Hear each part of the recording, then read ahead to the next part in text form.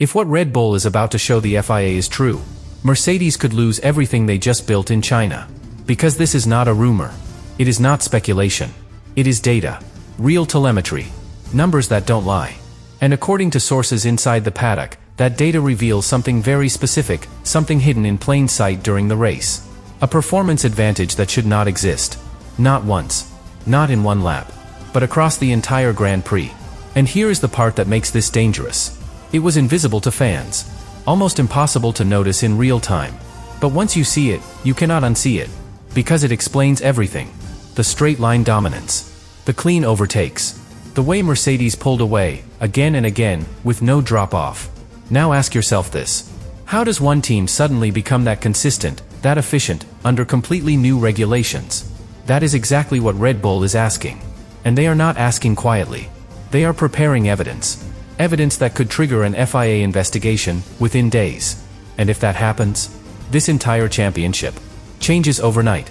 Stay with me, because the detail that exposes all of this is something almost nobody noticed during the Chinese Grand Prix.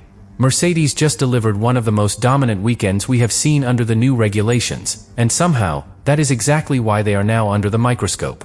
Because what happened in Shanghai was not just a victory. It was control. From the very first laps in practice, something felt different. The car looked stable. Predictable. Almost effortless through sequences where other teams were fighting for grip. And that alone already raised eyebrows across the paddock. But then came qualifying. Antonelli on pole. Russell right behind him, despite dealing with electronic issues that should have compromised his entire session.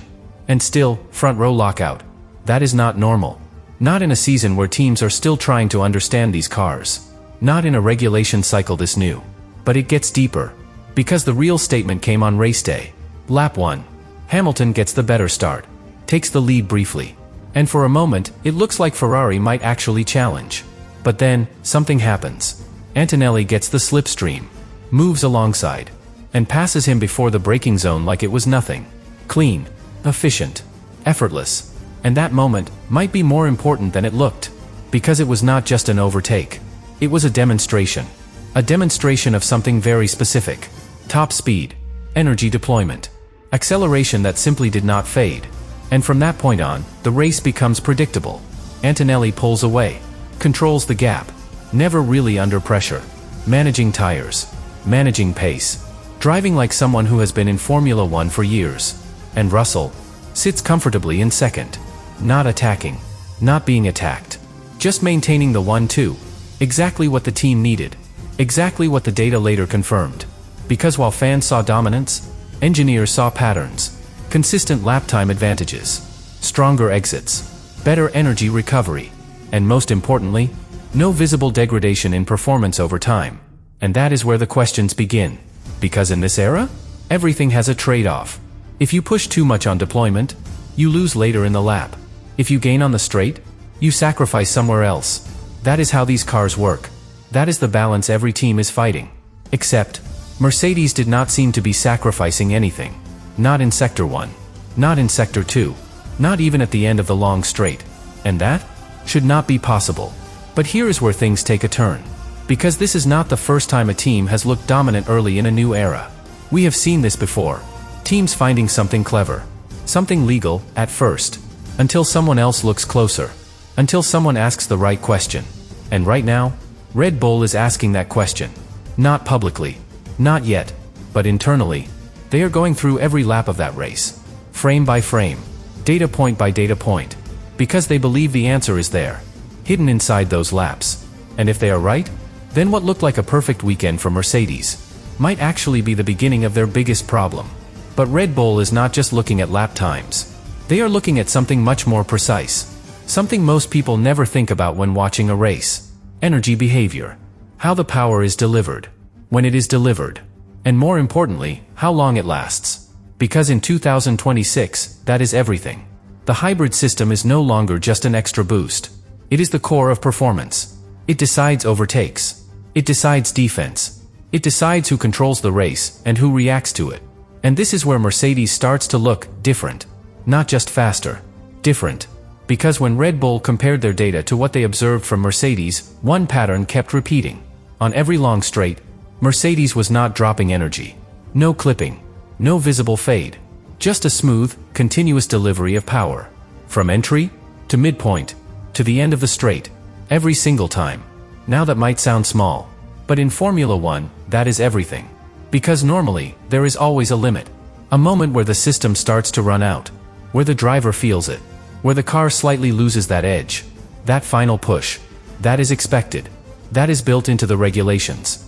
But here, that moment never came. And that is what Red Bull cannot explain. Now think about what that means in real terms. If you can deploy energy longer than your rivals, you defend easier. You attack easier. You control positioning without stressing tires. You dictate the race. And that is exactly what Mercedes did in China. But here is where things get even more interesting. Because this is not just about straight-line speed. It is about how that speed connects to everything else. Corner exits, battery recovery, thermal limits. All of it is linked. And if one part behaves differently, it usually affects the rest. Except again, Mercedes showed no weakness. No overheating issues. No drop in pace over long runs. No inconsistency. It was clean. Too clean. And this is where Red Bull started digging deeper. Because if the output is stable, then the system behind it must be doing something special. Something optimized. Or something interpreted differently within the rules. And that is the key word here. Interpretation. Because Formula One regulations are not always black and white. They leave room. Room for innovation. Room for creativity. Room for exploitation. And the best teams? Live in that space. Now here is the detail that changes everything. Red Bull believes the advantage is not coming from one big trick. It is coming from multiple small ones. Working together. Energy harvesting.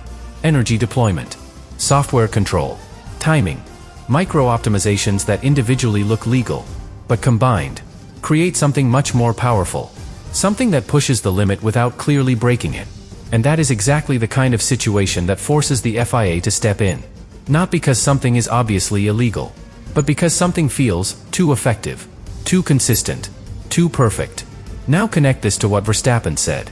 That the cars feel wrong. That something about this generation does not make sense. At first, it sounded like frustration. But now, it starts to sound like insight. Because drivers feel things data cannot immediately explain. They sense behavior, balance, limits.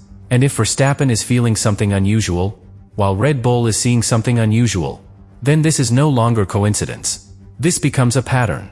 And patterns are what trigger investigations. But here is the real twist. If Red Bull is right, they are not just fighting Mercedes on track. They are fighting them off track. In meetings. In reports. In technical discussions that most fans will never see. And those battles often decide championships before the cars even hit the circuit. So the question is no longer whether Mercedes was dominant. We already know they were. The real question is, how did they achieve it? And more importantly, whether that method survives what comes next. And this is exactly where the situation crosses a line, from technical curiosity, into a full political storm. Because once a team believes another has found an advantage in a gray area, there is only one move left. You take it to the FIA. But not with opinions. Not with frustration. With evidence. Structured. Detailed. Difficult to ignore. And according to what is now circulating inside the paddock, Red Bull is preparing exactly that. A formal analysis. Built from race data. Telemetry comparisons. Sector-by-sector breakdowns. Not just from China, but supported by patterns they believe started even before this race. And here is where things get dangerous for Mercedes. Because the FIA does not need absolute proof of illegality to act. They only need enough concern, enough doubt, enough technical ambiguity, to issue what is known as a technical directive. And that can change everything overnight. No penalties, no disqualifications, just a clarification of the rules, a small adjustment, a new interpretation. And suddenly, what was legal yesterday is no longer allowed tomorrow. We have seen this before, multiple times. Teams dominating early in a season, only to lose that advantage after a directive. Quietly, quickly, and completely. Now imagine that happening here. After China. After a 1-2 finish. After proving they have the fastest car on the grid. If that advantage disappears, Mercedes does not just lose performance. They lose control of the championship narrative. And that is something no team can afford. But here is the part that makes this even more intense. Timing. Because we are only 2 races into the season. 2. That means any change now does not just affect one weekend. It reshapes the entire year. Development paths, upgrade strategies, driver confidence. Everything shifts. And Red Bull knows this. They know that acting early is the difference between chasing and resetting the fight. Now connect this to Verstappen again. Because while engineers build the case, he applies the pressure. Publicly, directly, calling out the cars, questioning the direction of the sport, forcing attention onto the regulations. And this is not random. This is strategic. Because when a driver like Verstappen speaks, people listen. Fans, media, and most importantly, the FIA. It creates noise. It creates urgency. It makes ignoring the situation impossible. And behind that noise, Red Bull can move quietly, presenting data, asking questions, pushing for clarity. Now here is the detail that most people are missing. This is not just Red Bull versus Mercedes. Ferrari is watching closely, because they saw the same thing on track. They felt it in every straight, every failed attempt to close the gap. And even if they are not speaking yet, they are collecting their own data. Because if a directive comes, it benefits everyone chasing Mercedes. And that changes the balance of power instantly. So now, this is no longer a two-team story. This is the entire grid, waiting, watching, analyzing. Because one decision from the FIA could compress the field, or lock in Mercedes as the dominant force. And here is the tension that builds everything toward what comes next. If Mercedes is clean, they become almost untouchable. If they are not, then China was not the start of dominance. It was the peak, the highest point they will reach all season. And everything after is decline. So now the entire championship hangs on one invisible moment. A meeting, a document, a decision made behind closed doors. And when that decision comes, it will not just explain what we saw in China, it will decide what we are about to see next.